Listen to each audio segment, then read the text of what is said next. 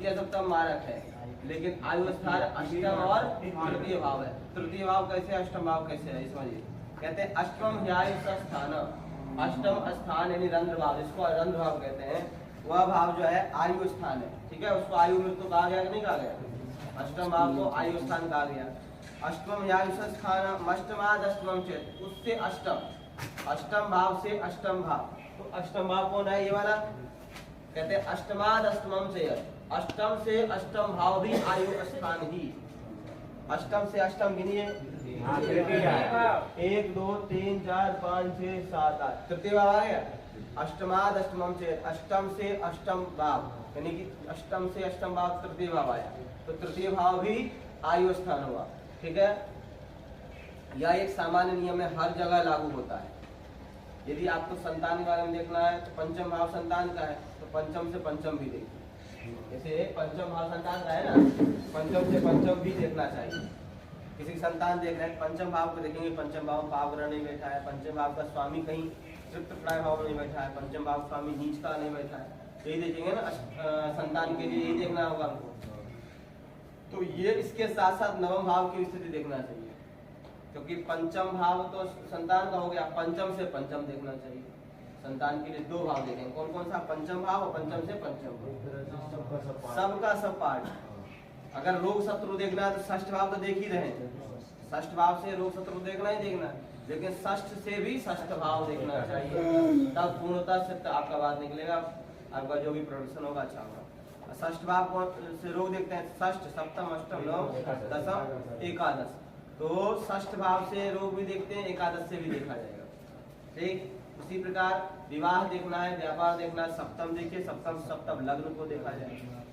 ठीक, चतुर्थ से चतुर्थ सप्तम को देखा जाएगा। अगर आप उसका व्यक्ति का घर परिवार मकान आदि देख रहे हैं, वाहन देख रहे हैं, भूमि देख रहे हैं, जमीन जायदाद देख रहे हैं, घर की स्थिति देख रहे हैं, सुख देख रहे हैं कितना है, तो चतुर्थ भाव तो देखेंगे ही देखेंगे, लेकिन चतुर्थ भाव से चतुर्थ भाव जो कि सप्तम भाव होगा, चतुर्थ से चतुर्थ सप्तम भाव, तो चतुर्थ भाव जितना मजबूत होता है वो उतना ही मजबूत सप्तम भाव भी होगा, तभी उसे पूर्णतः सुख मिलेगा, या पूर्णतः जमीन जायदाद घर से मकान आदि से संबंधित सुख मिलेगा, ऐसे नहीं मिलेगा।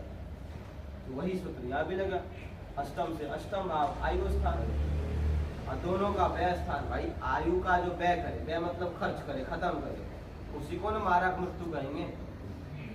तयोरपि दोनों से व्यय भाव यानी कि द्वादश भाव।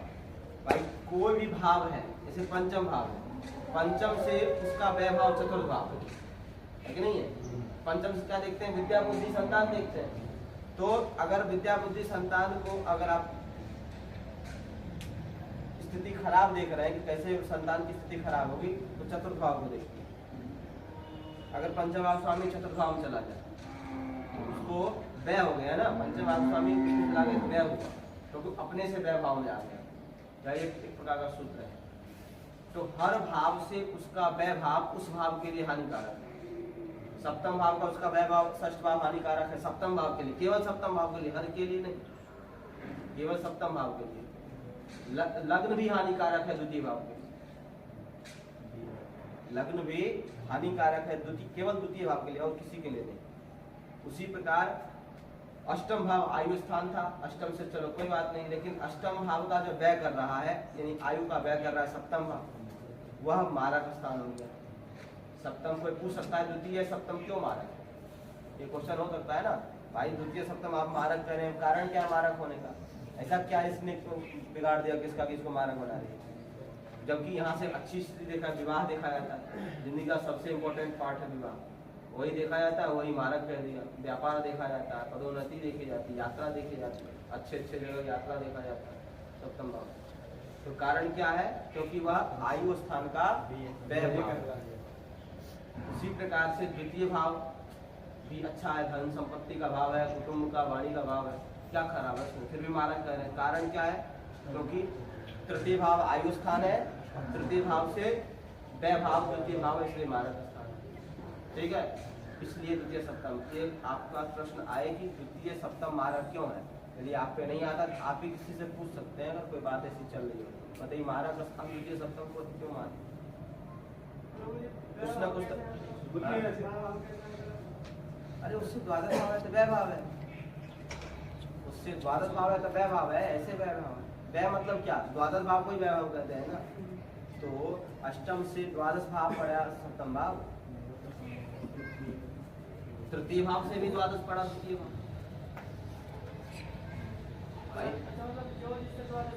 हाँ, उसी को तो वै हुआ। वै मतलब द्वादश भाव।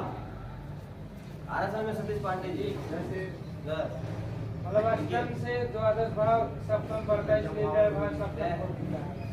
कुशल तुझे क्या नहीं बताओ पूछ लिया करो क्या इसे क्या नहीं। ये कह रहे हैं कि भाई द्वितीय सप्तम भाव मारक के हम पहले पढ़ चुके हैं, तो मैं आपसे क्वेश्चन कर रहा हूँ कि द्वितीय सप्तम क्यों मारक है। द्वितीय सप्तम इसलिए मारक है क्योंकि सप्तम भाव अष्टम भाव आयु स्थान है, और आयु स्थान का द्वादश भाव है ये सप्तम भाव। आयु स्थान से गिनो तो अष्टम भाव से देखो द्वादश पड़ेगा ये, 1 2 3 4 5 6 7 8 9 10 11 12। तो ये 12 भाव को वैभाव कहते हैं ना। तो इसके लिए तो ये वैभाव हुआ ना, अष्टम भाव के लिए उसका वैभाव हुआ ना। वै मतलब द्वादश भाव, वैभाव हुआ ना। वै मतलब खर्च वाला, खत्म वाला भाव हुआ। तो आयु का वैभाव कौन हुआ, सप्तम भाव। आयु का जो खत्म करे, आयु को समाप्त करे, उसको ही तो मारक बोलेंगे। मारक मतलब क्या, मरने मारना स्थिति। आयु को नहीं गोली मार देगा, बीवी मारेगी क्या? बीवी नहीं मारेगी, ये नहीं कह रहे। मारक स्थान है केवल, और ये एक प्रकार का सत्य है कि व्यक्ति मरता